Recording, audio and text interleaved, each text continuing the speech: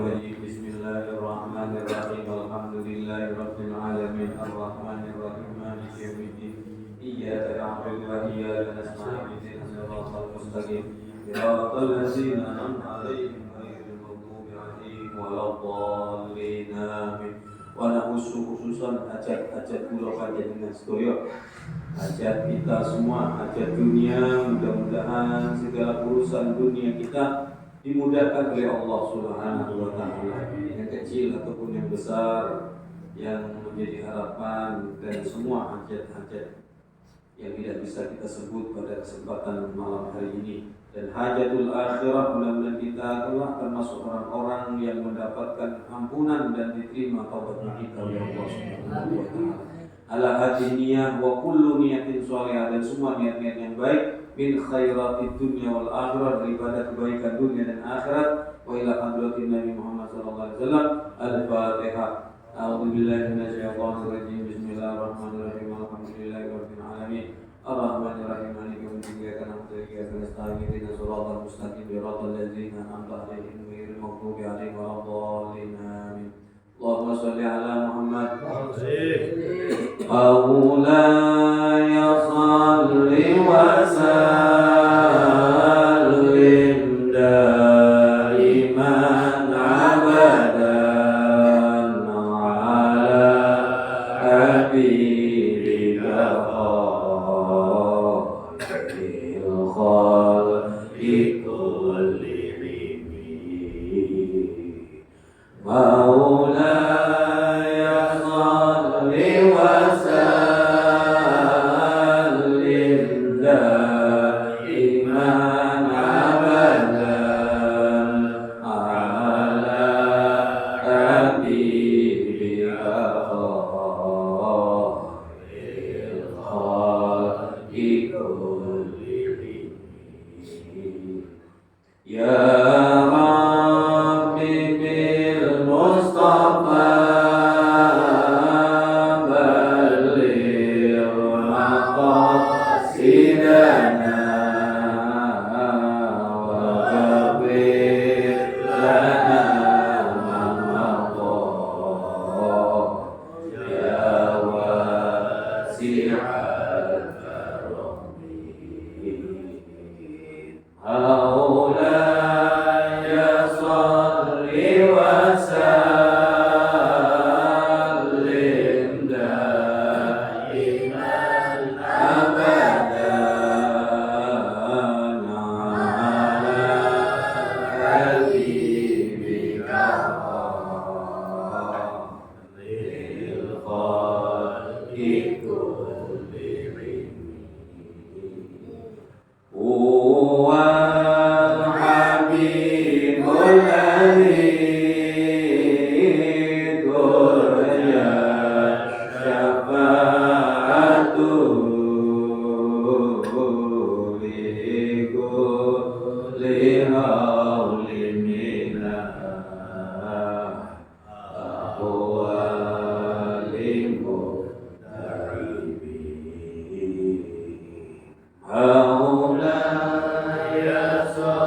sallim daiman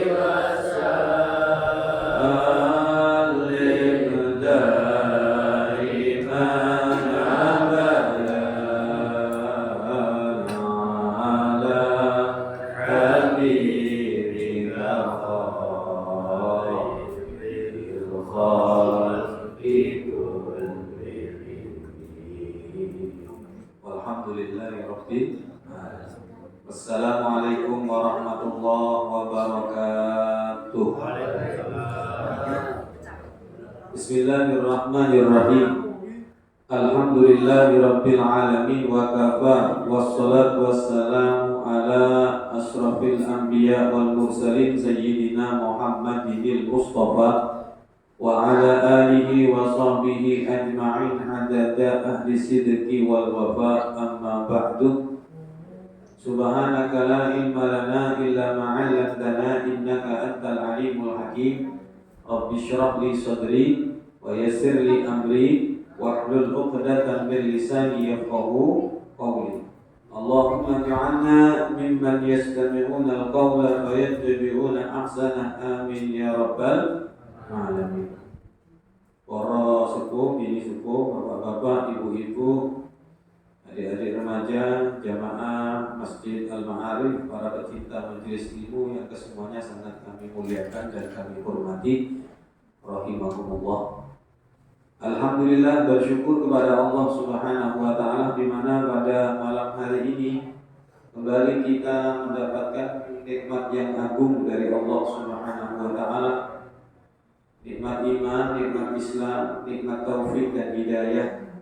Suatu dorongan kuat dari dalam diri kita, dari dalam hati kita yang mendorong jiwa raga kita dan langkah kaki kita untuk memenuhi panggilan Allah melaksanakan sholat maghrib berjamaah dan mengisi dua waktu yang mulia antara maghrib dan isya di dalam keadaan yang mulia, yaitu di majelis ilmu, di majelis yang paling disukai oleh Nabi kita Muhammad SAW, di majelis di mana Allah akan memberikan banyak kemuliaan dan keistimewaan.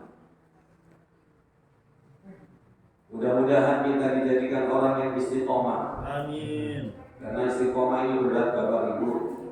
Istiqomah ini berat dan betapa mulia saking minuliyoni wong kang saged istiqomah niku didawaken kalian Imam Ali, al istiqomah khairun min alfi karamah.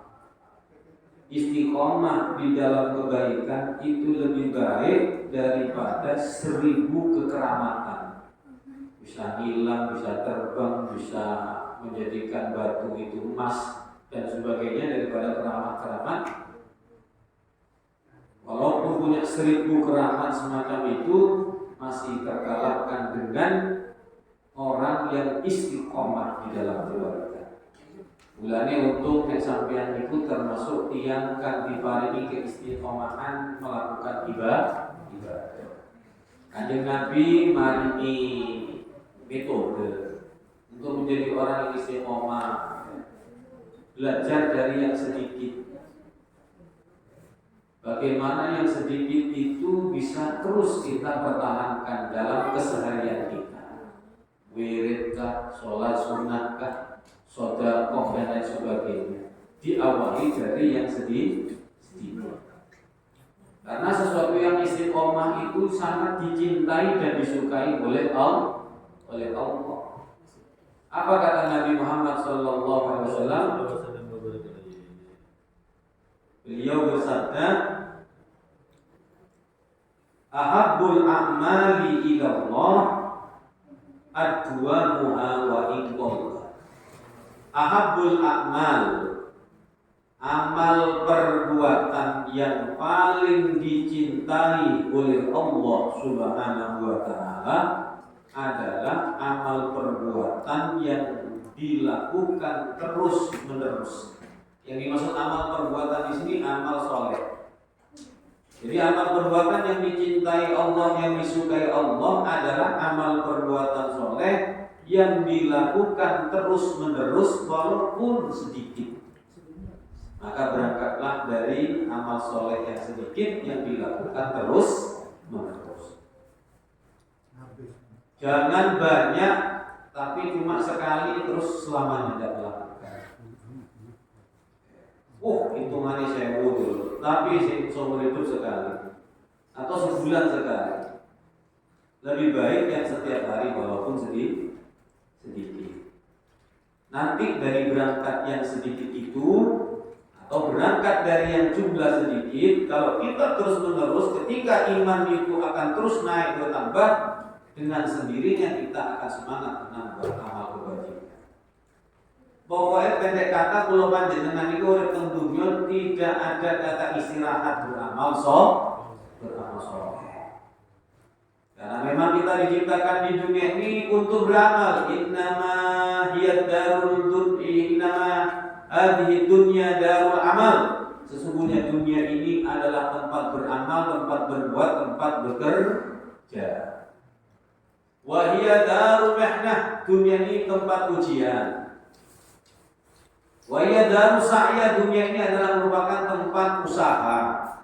Jadi tempat beramal, tempat berbuat, tempat beraktivitas, tempat ujian dan tempat berusaha.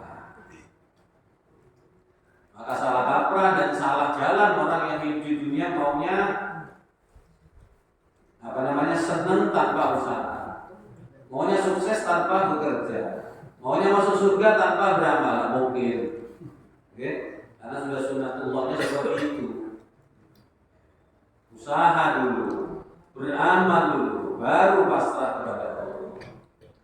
Jangan pasrah angan-angannya tinggi tapi bukti nyata amal perbuatannya tidak ada. Itu sama saja bohong. Para yang dimuliakan Allah Subhanahu wa taala, berkaitan dengan majelis kita pada malam hari ini, saya buka dengan ayat Allah Subhanahu wa taala, salah satu daripada 8 wasiat Allah di dalam surat Al-Imran. Salah satunya pesannya Allah Subhanahu wa taala di dalam Al-Qur'an atau di dalam pesannya tersebut kepada kita semua. Wal takum minkum ummatun yad'una ilal khairi wa ya'muruna bil ma'rufi wa yanhauna 'anil munkar wa ulaika humul muflihun.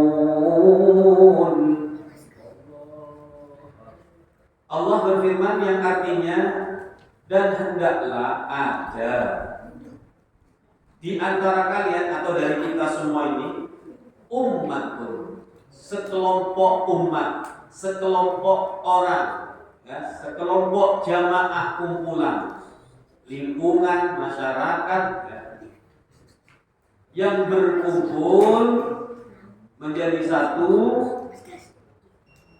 yang membawa visi dan misi yad'una ilal khair, ngajak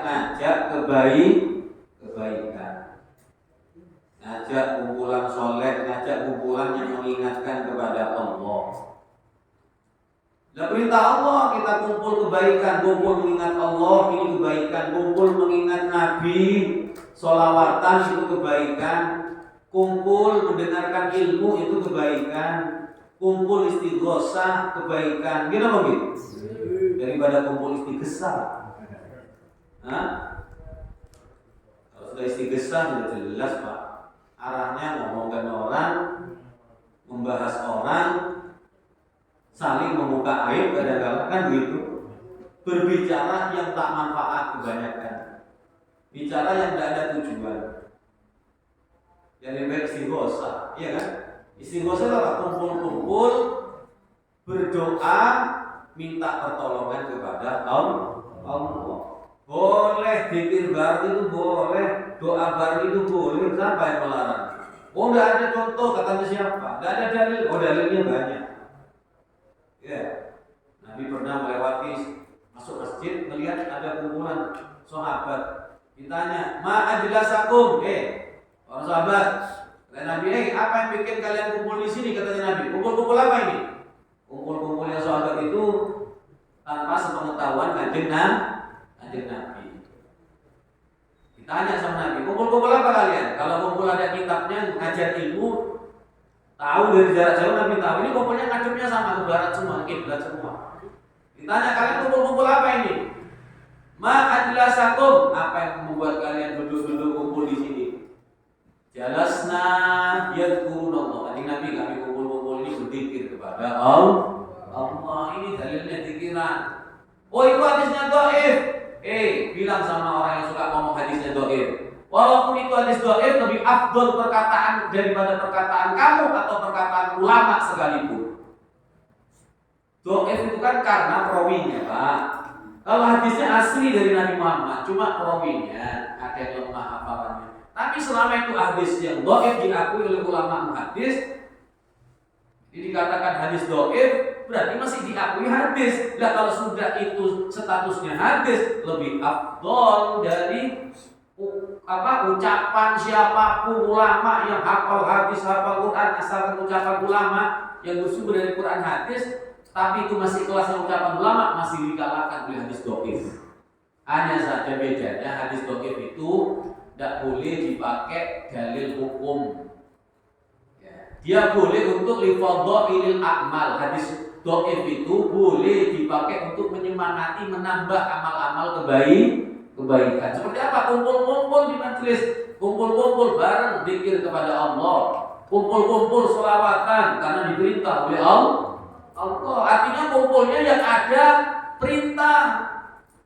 Kalau kumpul ada perintah, walaupun tidak secara langsung Nabi menyontohkannya persis dengan Nabi, selama itu dari Nabi Muhammad boleh diamalkan. Nah, ini banyak orang yang tidak pernah duduk sama ulama salafun saleh, terkena virusnya orang-orang itu, akhirnya menyalahkan orang-orang dulu, menyalahkan Imam Ghazali, menyalahkan Imam Nawawi, menyalahkan ulama salafun saleh yang hafalnya ribuan, ratus ribu hadis, dianya cuma hafal 3 hadis. Menyalahkan orang dulu. Yo aduh dulu. Nah, mereka itu udah sadar kalau mereka itu ahli fitan, tukang fitnah, domba di masyarakat yang berbungkuskan kebaikan, katanya begitu. Nah, kita harus hati-hati. Jadi kumpul kebaikan ini wasiat Allah, berarti jenengan yang kumpul di majelis ini takmirnya, sesepuhnya, jamaahnya, lingkungannya mendukung, walaupun mungkin ada yang belum bisa hadir tapi mendukung, senang masjid punya acara. Makanya termasuk orang-orang yang senang dan orang-orang yang mendukung daripada orang-orang yang melaksanakan wasiat Allah. Jadi ini pelaku wasiat-wasiatnya. Makanya Allah berwasiat, wal takum minkum ummatun, hendaknya ada di antara kalian sekelompok umat, sekelompok orang, kumpulan yang membawa visi dan misi. Apa visi misinya? Yad'una ilal khair, ngajak-ngajak kebaikan. Ngajak kebaikan. Apa kebaikan itu? Semua yang bersumberkan dari Allah dan Rasul-Nya. Itu kebaikan namanya. Wa ya'muruna bil ma'ruf. Lalu di dalam kebaikan itu saling menyeru kepada yang ma'ruf. Saling memerintah kepada yang baik. Ayo sholat, ayo jamaah, ayo hadir di majelis ilmu karena keutamaannya begini dan lain sebagainya. Pokoknya hal-hal yang terkait dengan ma'ruf. Wa yanhauna 'anil munkar, dan mencegah dari kemungkaran. Dengan kita hadir di majelis, dengan kita hadir di majelis ilmu, di majelis zikir dan majelis-majelis kebaikan, secara otomatis kita yang hadir tercegah dari kemungkaran atau membuat resah orang lain. Dengan kita hadir di majelis ini membuat kita senang. Tapi kalau ada orang lain resah kita ada di majelis, nah ini perlu dipertanyakan lah ini, Pak. Kalau ada orang tidak senang kalau ada majelis, ini perlu dipertanyakan ini hatinya. Atau sampai iri dan dengki, ya. Alhamdulillah, berarti ada penyakitnya di dalam hati. Kalau sudah ada penyakit di dalam hati, ya tidak bisa mau ketemu Allah, tidak bisa. Sehingga amal ibadah kalau hatinya sakit, hatinya rusak, karena Allah itu lebih menilai kepada hati seseorang. Ya. Maka jadilah hamba-hamba yang memiliki sofal qulub, yang memiliki kebersihan hati. Dukunglah kalau kita nggak bisa hadir, kalau kita nggak bisa kumpul, dukung, ikut senang dengan adanya majelis. Karena masjid yang makmur akan menjadi benteng dari petaka bencana musibah. Itu Allah yang berjanji, wa izzati wa jalali, demi zatku dan keagunganku, inilah ahabbu bi ahlil ardi adzaban. Saya sudah mau menghancurkan penduduk bumi ini dengan azab, kata Allah Subhanahu wa taala. Kenapa? Allah sudah melihat banyak kemaksiatan di muka bumi ini. Kemaksiatan yang merajalela, anak-anak yang banyak durhaka kepada orang tuanya, kemaksiatan yang disepelekan, aurat yang dipertontonkan. Setiap hari kayaknya maksiat, semakin hari semakin merajalela. Tapi kata Allah Subhanahu wa taala, falamma nadartu ila umari buyuti, ketika aku melihat rumah saya yang dibangun, rumah saya yang di masjid maksudnya. Falamma nadartu, ketika saya melihat, memandang, memperhatikan rumah-rumah saya yang di muka bumi itu, di kampung itu makmur, katanya Allah. Masih banyak masyarakat yang peduli, masih banyak lingkungan yang peduli terhadap masjid. Dia makmurkan dengan sholat jamaah, dia hidupkan dengan jumatan, dia hidupkan dengan kegiatan khataman Quran, dia hidupkan dengan kebaikan-kebaikan majelis taklim seperti pada malam hari ini. Ketika aku melihat makmur rumahku, maksudnya makmur dengan kegiatan, makmur dengan kegiatan yang terkait dengan masjid. Karena memang masjid itu tujuannya untuk dimakmurkan. Waktu bangga-banggaan bangunannya bagus, hebat, besar, terus sepi, dibangun dengan miliaran, ternyata sepi, tidak ada kegiatan. Ya kasihan yang nyumbang, Pak, oke kan? Sebab jariah itu ada jariah yang abadan, ada jariah yang sementara. Harus tahu. Ya, jariah sementara itu barang yang tidak bisa bertahan lama. Contoh dijadikan kayu, Pak. Akhirnya kayunya rompol, rusak, dimakan raya. Masa mau diteruskan dipertahankan? Kan bahaya, bisa merobohkan gedung kalau ada orang duduk, kan tertimpa, kan begitu. Maka mau tidak mau inisiatif takmir harus dirubah, diganti dengan kayu yang baru. Selesailah tugasnya, tapi niatnya dapat orang yang niat sedekah jariah. Tapi ketahanannya tidak lama. Karena kalau jariah itu sesuatu yang bertahan lama. Seperti apa? Wakaf tanah, pondasi masjid, ya, diberi pondasi yang kuat. Nah, itu termasuk dana-dana yang yang abadi. Tapi kalau sementara ya kalau ini nyambung, bapaknya rusak, saya atau dengan yang menyumbang kayu itu. Ketika rusak, jangan dulu dikasih kesempatan orang lain, sampai yang pernah langsung ganti pakai jari yang mahal. Saya yang jari ya, maka selama jari itu dipakai di masjid tersebut terus tidak akan benar. Karena jari itu adalah sedekah yang berupa sesuatu yang sesuatu tersebut dipakai selamanya. Makanya ada terbagi menjadi dua. Ada yang abadan, ada yang sifatnya sementara. Itu menurut keterangan daripada para ulama. Tapi secara menyeluruh bahwa niat sedekah jariah tetap diterima oleh Allah Subhanahu wa taala. Cuma fungsinya saja, keawetannya saja. Ini muqarrabun billahi Allah Subhanahu wa taala. Jadi kembali kepada wasiat Allah tadi, insya Allah dengan semua yang hadir ini termasuk para pelaksana orang-orang yang mempraktekkan pesan wasiat Allah. Tidak usah Allah sampai ada Pak Bu yang wasiat kepada seseorang lalu wasiatnya sampai disampaikan, senang apa enggak? Senang kan? Begitu juga Allah. Senangnya Allah itu ridho kepada kita semua yang menyampaikan wasiat Allah, memakmurkan masjid. Jadi kalau masjid ini makmur, para bapak, para ibu, dengan kegiatannya, urung jadi Gusti Allah. Falaman antartu ila umari buyuti, ketika saya melihat rumah saya dimakmurkan dengan kegiatan sholat jamaahnya, jumatnya, majlisnya, pengajiannya dan lain sebagainya, soroftu anhum dari. Tidak jadi saya menurunkan ada petaka, bencana, musibah. Ya kalau ada mungkin kecil-kecil yang tidak berpengaruh besar sama bangunan dan masalah. Makanya kalau ada sesuatu terjadi seperti adab, nah itu perlu dikoreksi. Masjidnya ramai apa enggak? Apa cuma masjid-masjid kok gaya-gayaan, bangunannya bagus? Atau setelah jadi masjid terus hilang semua orangnya? Lah itu Allah marah, Allah menghancurkan rumahnya tidak masalah karena yang punya rumah. Tapi kita ini kalau kehancurannya berakibat rumah orang kampung hancur karena kena musibah, petaka, bencana, adab, jadi kita yang akan merasakan, kan begitu kan? Maka sebelum itu terjadi, bentengi lingkungan kita, kampung kita dengan salah satunya adalah memakmurkan masjid.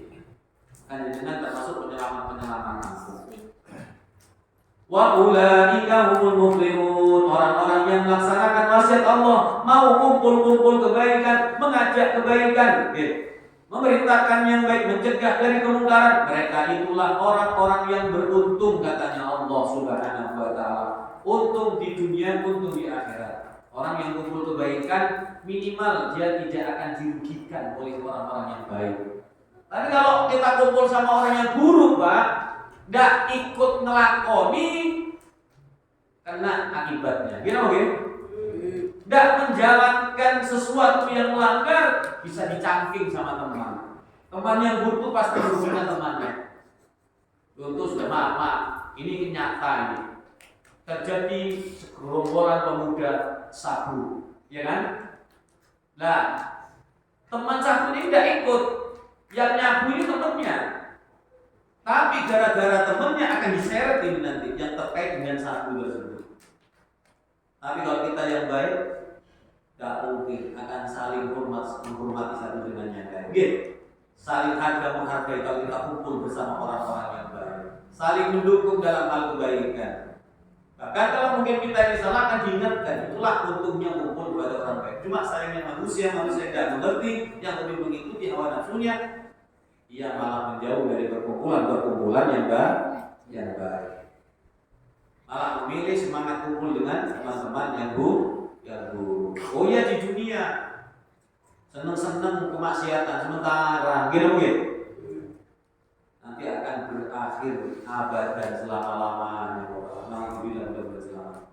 Wa qala ta'ala ud'u ila sabili rabbika bil hikmati wal mau'izatil hasanah. Allah berfirman, ajaklah siapa saja yang mau ajak ke jalan Allah Subhanahu wa taala. Keluargamu, istri dan anakmu, orang-orang dekatmu, temanmu yang kau kenal, ayo ngaji bareng, ayo majelis. Ajak mereka ke jalan Allah. Ini jalannya Allah. Jalan yang akan mengantarkan kita kepada Allah. Majelis taklim bil hikmah, dengan ilmu. Betul sudah ya. Bil hikmah, dengan ilmu. Duduk diajak bareng-bareng mendengarkan ilmu. Mungkin kalau sendirian kita jenuh bosan, kan gitu ya. Atau mungkin kalau sendirian mendatangkan berarti privat, mendatangkan guru, bayar mahal, kan gitu kan. Kadang sungkan, males. Tapi kalau kita bareng-bareng seperti ini, lain Pak, semangatnya orang bersama-sama. Ajak kumpul-kumpul mempelajari ilmu. Bil hikmah, dengan ilmu maksudnya. Sama mendengarkan kajian-kajian. Wal mau'izatil hasanah, dan nasihat-nasihat yang baik. Jangan malas sholat, ayo sholat, karena kita nggak tahu umurnya kita kapan. Ya kalau masih setahun, 2 tahun atau 10 tahun. Kalau nanti, kalau besok, terus kita punya hutang sholat dan sholat, kita tidak punya tabungan dan punya amal, apa yang akan kita sodorkan di hadapan Allah Subhanahu? Kata Allah, ketika kita itu ditanya umurnya, waktunya, kesempatan hidupnya yang diberikan oleh Allah. An umrika fima afna, katanya Allah. Ketika kita diberdirikan di padang mahsyar, sebelum kita melangkahkan kaki ke jenjang berikutnya di padang mahsyar untuk memenuhi hisab, timbangan dan peradilan Allah, sebelum kaki ini bergerak akan ditanya 4 perkara oleh Allah Subhanahu wa taala. An umrihi, umur yang dikasih selama kau hidup di dunia dipakai apa umurmu, katanya Allah. Fima afna, kau habiskan untuk apa umurmu? Maka kata Imam Ghazali, umur adalah merupakan modal utama kita manusia, gitu. Modal kita pertama manusia. Artinya manfaatkan umur. Sebagaimana kemarin kami menyampaikan bahwa yang dimaksud umur itu adalah waktu, kesempatan, umur yang kau makmurkan dengan amal soleh. Bukan yang kau gunakan untuk menyia-nyiakan umurmu. Nah, ini berarti kita betul-betul memakmurkan umur kita. Umur yang sesungguhnya ini, waktu, kesempatan yang kita gunakan untuk hadir di majelis ilmu. Kan kemarin mungkin saya sudah cerita tentang seorang kakek itu yang diundang oleh raja, kan gitu ya, diundang sama raja. Berapa umurmu kek? Umur saya 10 tahun. Kurang ajar, kata raja. Kamu mau cuci aku ya? Apa saya nggak tahu dengan keriputnya wajahmu dan putihnya rambutmu umurmu berapa? Iya raja, secara fisik raja tahu umur saya sekitar 70-80 tahun. Tapi kenapa saya mengatakan 10? Baru 10 tahun ini umur saya gunakan untuk hadir majelis, untuk ibadah, untuk mendekatkan diri kepada Allah. Sampai akhirnya raja itu kan terus dalam kisah dinasti itu, dinasti Abbasiyah. Itu ceritanya itu diabadikan dalam kitab itu. Sampai akhirnya beliau tersadarkan betapa umurnya banyak dihabiskan hanya foya-foya saja. Dengan kekuasaan dia berfoya-foya, bangga dengan harta. Akhirnya dia sadar karena orang mukmin, rajanya seorang mukmin. Akhirnya dia kembali kepada Allah, meninggalkan, bahkan dalam riwayat meninggalkan kerajaannya, dia berjalan menuju kepada Allah menjadi orang-orang sufi. Mungkin hanya sufi itu sesat. Repot ini musuh orang-orang yang gampang ngomong sufi itu sesat. Repot. Ya, panjang ceritanya nanti saya jelaskan kapan-kapan. Pokoknya jenengan kuat ngaji sama saya. Insya Allah nanti. Ya kita ini gak gampang ikut orang yang menyesat-nyesatkan orang sufi. Orang sufi dibilang sesat. Orang sufi ini ya Allah, justru sufi ini yang meniru bagaimana hidupnya para sahabat, bagaimana hidupnya Rasulullah SAW dalam kesufian, kebersihan hati, kejernihan hati, kesederhanaan hidup. zuhud terhadap dunia, tidak cinta dengan dunia. Sufi itu kan ke sana, nanti bakal akan saya sampaikan waktunya. Yang penting sampean lihat. Karena nanti pasti akan ketemu ke sana nanti pembahasannya. Kita masih awal-awal ngaji, ya. Jadi ajaklah saudaramu siapapun ke jalan Tuhanmu dengan ilmu dan nasihat-nasihat yang baik. Selama itu nasihat baik, jangan melihat siapa yang menyampaikan. Jangankan dari kiai, dari ulama, dari ustaz, ya, dari tokoh, maaf sekalipun dari preman, preman tatuan, makin tato ini Garuda, wis tuwek kena kencing manis dadi manuk ubret Garuda. Nggih kan? Buaya baju dibuka tato ning luar kobra. Tuwek kena kencing manis, cilik tato dadi cacing. Iya.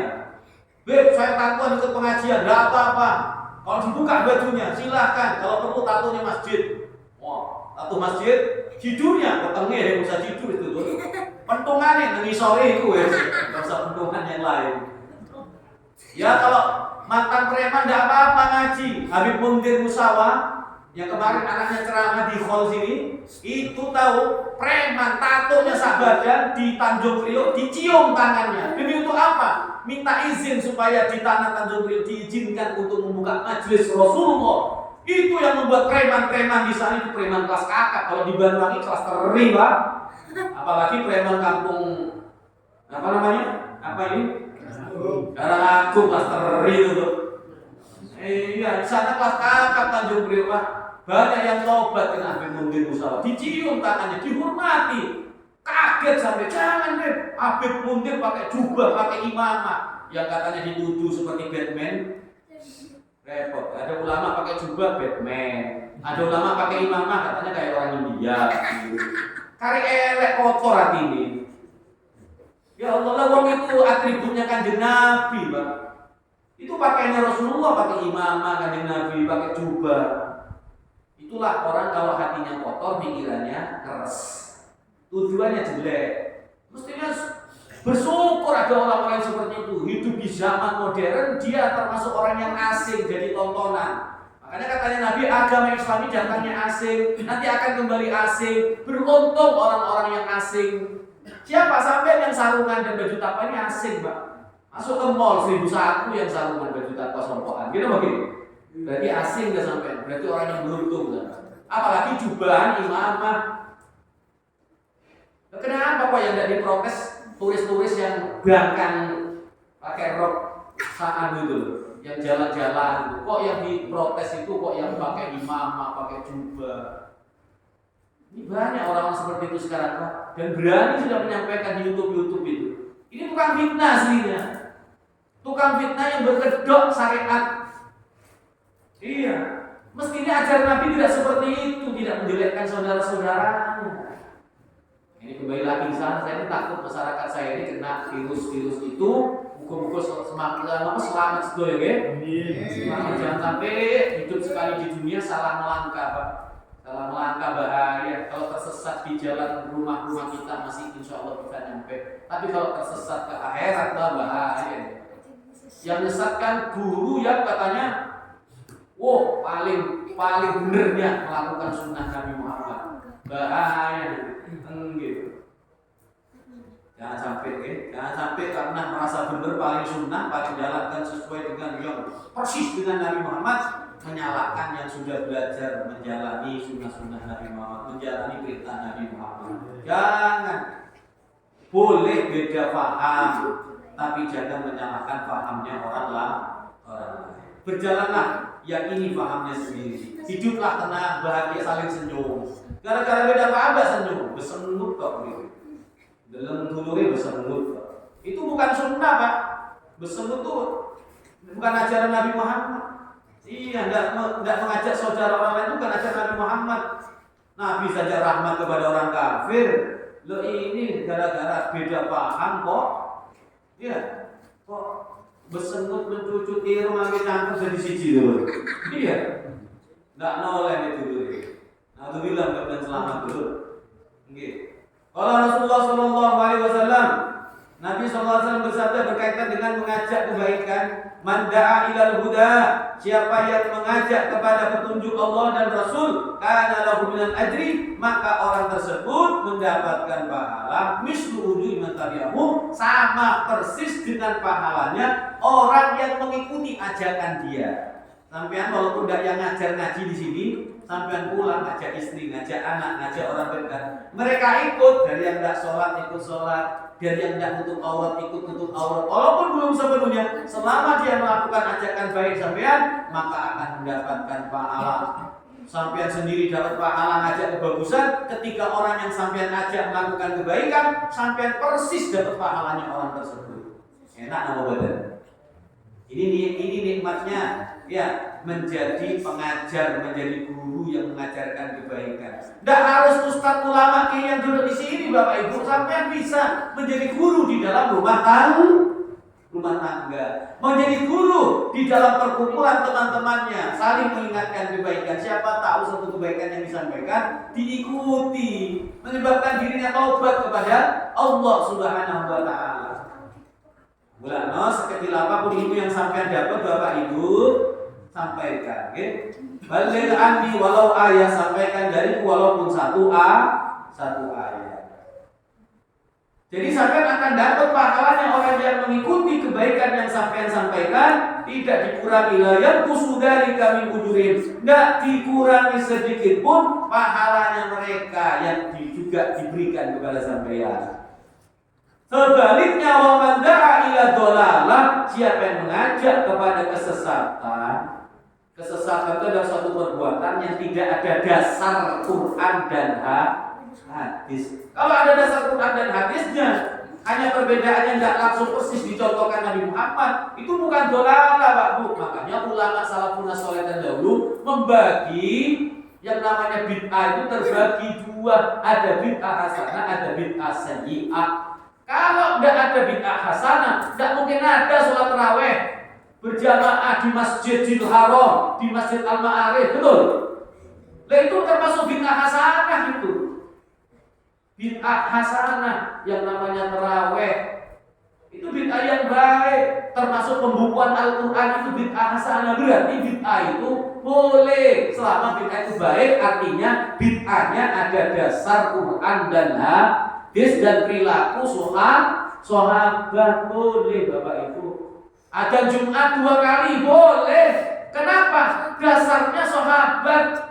Sayyidina Utsman yang menyeru pemerintah dan sudah dipesankan Nabi Muhammad, alaikum bisunnati wa sunnati khulafa'ir rasyidin. Hendaknya kalian melakukan mengikuti kelakuan saya, sunnah-sunnah saya, dan kelakuan atau sunnah-sunnahnya para sahabat khulafa'ir rasyidin. Termasuk sholat Jumat ada 2 kali. Itu perintahnya Sayyidina Utsman. Yang melanjutkan berarti mengikuti sejarah jalan sunnahnya para sahabat. Yang mengikuti sahabat berarti mengikuti amanatnya Rasulullah.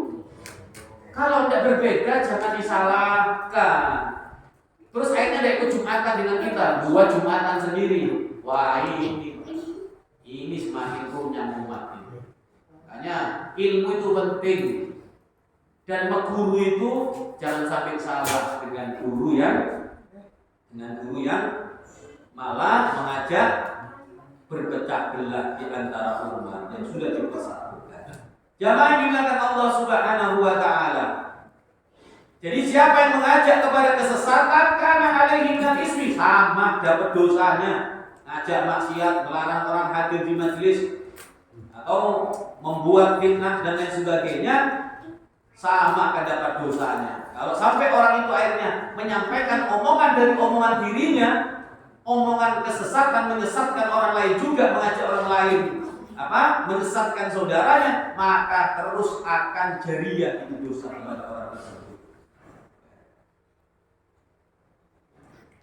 La yanqusu dzalika min atham syai'an, sama tidak dikurangi sedikit pun daripada keburukan yang diajarkan kepada orang lain. Maka saele-ele kula sampean ada kebaikan yang bisa kita sampaikan. Makanya andai kata ada seorang preman Bapak Ibu mengingatkan kita, kamu sholat toh, ojo lumbur kiri ambil aku, ojo melori aku, sholat dulu. Kalau itu satu hal yang baik, ya kan gitu. Umpamanya ada preman, ada seorang anak durhaka sama ibunya. Kamu preman itu, kamu tidak boleh durhaka sama orang tua. Dusta kamu.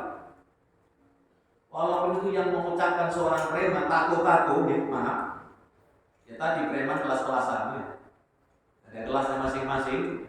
Walaupun itu ucapan dari seseorang yang mungkin kita anggap secara kasat mata seorang preman, seorang yang tak baik, tapi jangan menghina mereka. Karena siapa tahu mereka suatu saat akan diberi hidayah, Pak. Makanya yang sabar ya. Kalau mungkin ada hal yang tidak menyenangkan dari perbuatan mereka, sampai yang sabar, tetap doakan yang baik. Karena Allah bisa jadi nanti orang yang jahat itu akan dirubah menjadi orang yang baik. Makanya kita yang sudah ditakdir menjadi orang yang baik, pertahankan takdir yang baik itu. Istiqomah dalam hal kebaikan. Jadilah orang yang semakin tawadhu dengan kebaikan yang sudah kita laksanakan. Kalau ada yang tidak baik dari orang-orang dekat kita, doakan, itu ajaran Nabi Muhammad, bukan dicemooh, dihina atau dijelek-jelekkan. Karena siapa menghina saudaranya karena sebab perbuatan orang tersebut, maka artinya dia menghina karena sombong, karena meremehkan orang tersebut. Orang itu katanya Nabi tidak akan dimatikan sebelum diuji seperti orang yang dia hina. Nah, hati-hati ya.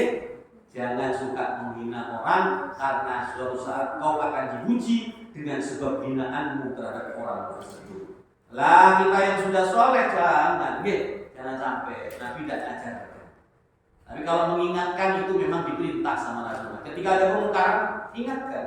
Mau tidak mau terserah, benci tidak benci terserah. Yang penting disampaikan. Sampaikan dengan bahasa yang santun. Tadi nasihat yang baik.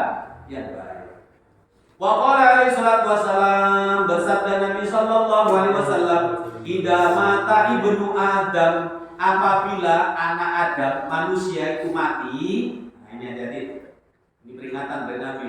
In qata'a amaluhu, terputuslah amal perbuatannya. Maksudnya terputus amal perbuatan ini sudah tidak bisa sholat lagi, tidak bisa puasa lagi, kan itu, tidak bisa bersedekah lagi.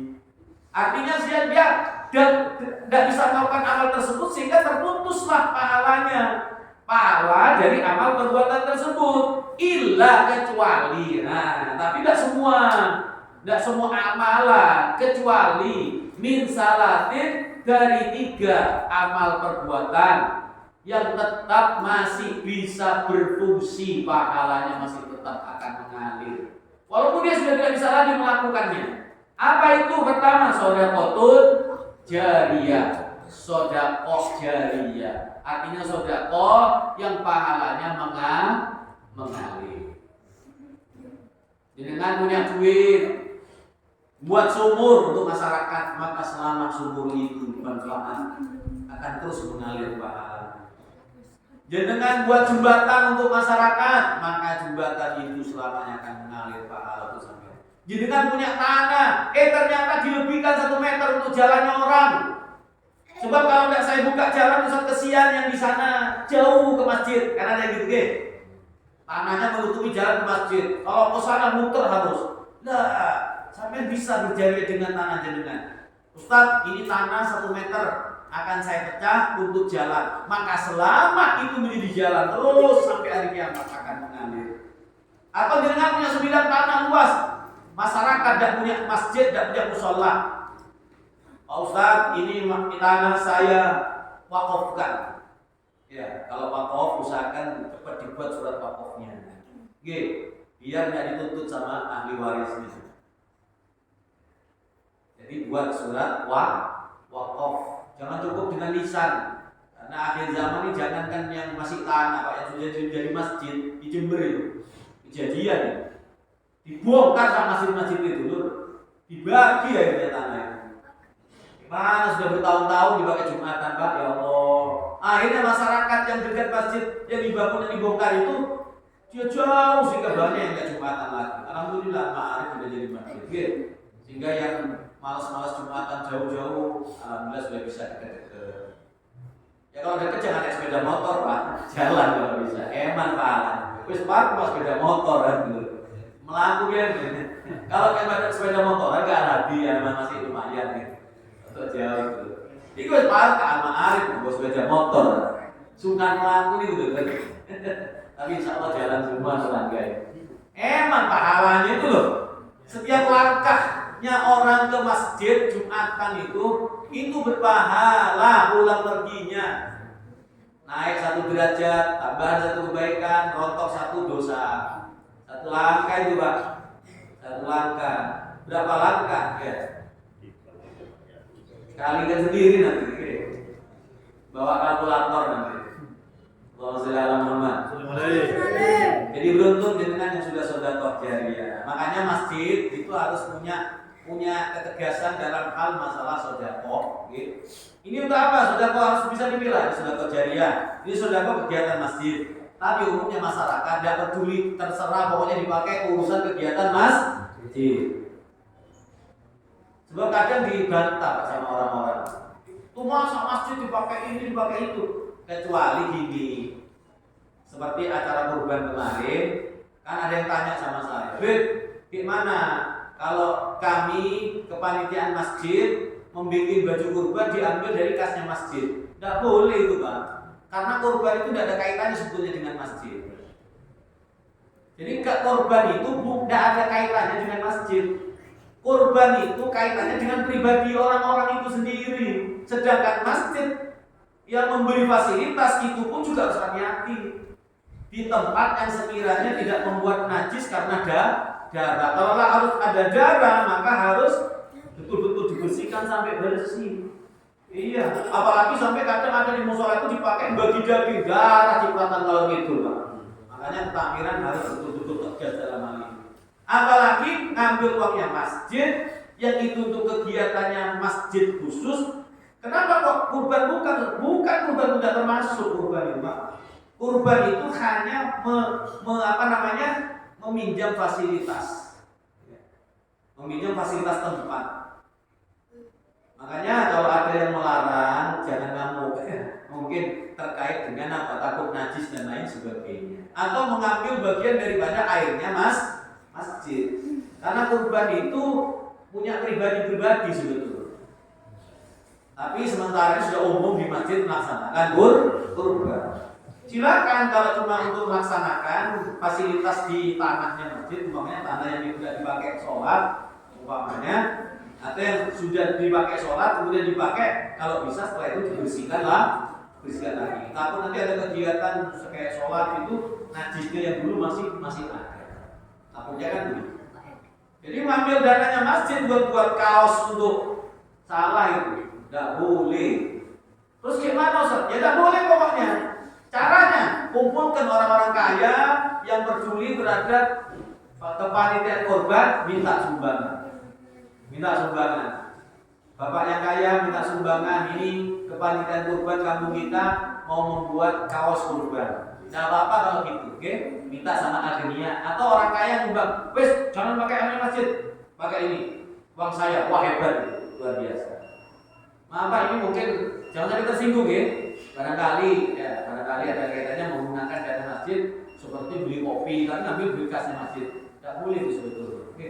Jadi kalau kegiatan majlis karena memang masjid ini tempatnya majlis, tempatnya kegiatan ibadah, monggo silakan. Tidak apa-apa. Karena memang makanya yang menyumbang ke masjid kadang-kala di masjid itu dipilah-pilah, ini jariah, ini untuk kegiatan masjid. Kalau kegiatan masjid silahkan pakai untuk yang terkait dengan kemasjidan, maksudnya begitu. Maka para ulama dibilangkan Allah, kalau ada pertanyaan nanti ya bisa ditanyakan setelah sholat gitu, supaya tidak ada ganjalan. Jadi sedekah jariah yang tidak akan terputus. Yang kedua, al ilmun yuntafa'u bi, ilmu yang bermanfaat. Harus ustaz, harus kiai, harus ulama, sampean nyampaikan ke anak, ke istri, ketika satu kalimat ilmu bismillah diamalkan selama hidupnya, diturunkan kepada cucu sampean, anaknya anak sampean, maka sampean jariah ilmu kepada anak keturunan. Remeh memang doa Allahumma barik lana dituntut sampai bisa akhirnya ingat di ajaran bapak semenjak itu sampai dia besar, sampai dia berkeluarga, lalu diajarkan kepada anaknya pun juga mengajarkan kepadanya terus, maka itu ilmu yang manfaat jariah jadinya. Maka jangan cuma dikasihkan ke ulama-ulama, ke ustaz-ustaz, ke kiai-kiai, rugi nanti kita. Oke, pulang sampai ke istri. Oh istri mungkin ada yang kurang, Ya dalam hal pakai baju, auratnya masih nampak, sampaikan.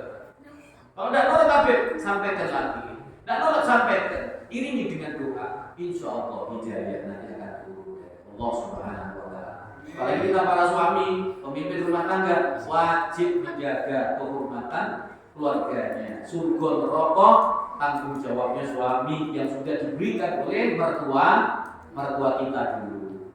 Maka untung Bapak Ibu yang punya mantu laki yang menjaga sholatnya anak jenengan, yang menjaga auratnya dan kehormatan anak jenengan. Maka jangan salah miliki mantu laki. Jangan cuma kaya dan gantengnya Pak, agamanya tidak ngerti. Bisa-bisa kita anak sampai yang dididik sholat, akhirnya tidak sholat nanti. Akhirnya yang tadinya ditutup aurat gara-gara salah milihkan suami, akhirnya auratnya dibuka dari pakai baju yang tidak kelihatan auratnya. Aku gak senang buat kamu ini, dirubah pakai ketat-ketat nanti. Nangis kita orang tua. Atau dengan yang punya anak laki minimal ajak ke pengajian, ke majelis, supaya nanti ketika menjadi pemimpin rumah tangga bisa mimpin istri-istrinya. Tapi masih kecil ya, jangan pikir kawin sih. Belajar ngaji ya, belajar sama ngaji, supaya nanti bisa mimpin keluarganya sendiri. Yang terakhir penutup, karena sudah waktunya ada, awaladun soleh yad'ula, atau punya anak soleh yang selalu mendoakan. Minimal bisa rabbil wali walidayya warhamhuma kama rabbayani. Setiap selesai sholat, anak yang sholat, jaga sholat 5 waktunya, didoakan orang tuanya. Ini termasuk anak yang sholat meninggalkan yang luar biasa, yang tak ternilai harganya.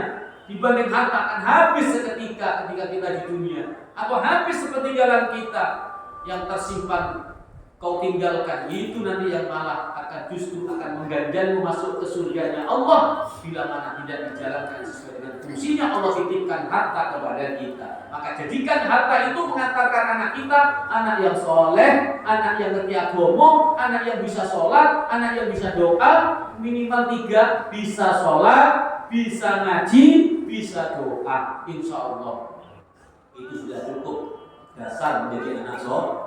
Apalagi sampai dimondokkan, ngerti ilmu agama dan sebagainya, maka kebahagiaan yang tak putus-putusnya dari kita orang tua.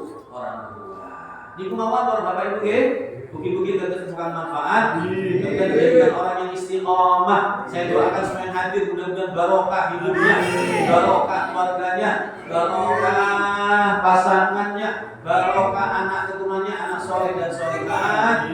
Selamat dunia akhirat. Amin ya rabbal alamin. Hadanallahu wa iyyakum ila siratal mustaqim. Wassalamualaikum warahmatullahi wabarakatuh.